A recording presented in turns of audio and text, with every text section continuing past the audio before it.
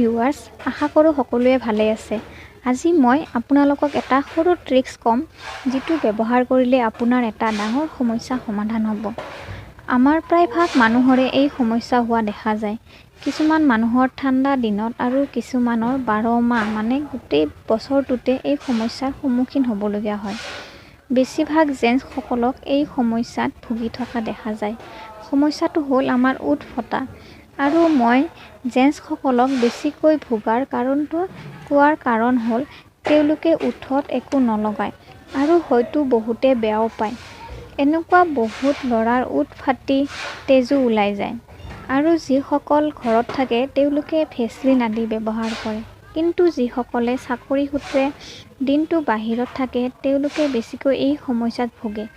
কিন্তু লেডিজসকলৰ এই সমস্যা হয় যদিও জেন্টছৰ দৰে ইমান সমস্যাৰ সন্মুখীন হ'বলগীয়া নহয়। কাৰণ লেডিজসকলে নানান ধৰণৰ লিপষ্টিক, লিপ বাম, ভেসলিন আদি লগাই থাকে। তথাপিও এই সমস্যাটো ইমান বিৰক্তিকৰ, যিয়ে ভুক্তভোগী তেওঁলোকে নিশ্চয় বুজিব পাৰিছে। এই সমস্যাটোৰ পৰা মুক্তি পাবৰ কাৰণে আপুনি সৰু ট্ৰিক্স এটা ৰেগুলাৰ ব্যৱহাৰ কৰিব। আপোনাৰ এই সমস্যা কেতিয়াও নহয়। এইটো 100% গেৰেণ্টি। কিয়নো যিয়ে ব্যৱহাৰ কৰিব তেওঁ 100% ফল পাব।